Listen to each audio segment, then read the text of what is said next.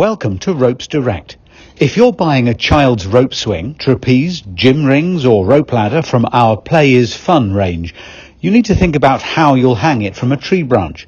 You wouldn't normally wrap the swing rope itself around a branch. For this, we recommend using our extension ropes. So to demonstrate, here's a tree branch we made earlier. Pass each extension rope over the branch and feed the quick link through the reinforced loop underneath, pulling tight. You'll need 2 extension ropes for a conventional garden swing that has 2 suspension ropes, or just one for a monkey swing which has 1 suspension rope.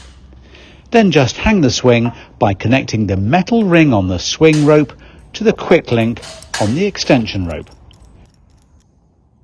The adjusters on the swing rope will help you get the seat at the right height, usually half a metre or so above the ground. We sell 3 different lengths of extension rope, 1.2 metres, 1.8 and 2.4 metres, or we can make them longer for you. So you just have to choose the best one for your project, bearing in mind the circumference of the branch and the height of the swing seat. We've got a really useful diagram on our website with a step-by-step guide to calculating the right length of rope you'll need. And there it is, Play is Fun with RopesDirect.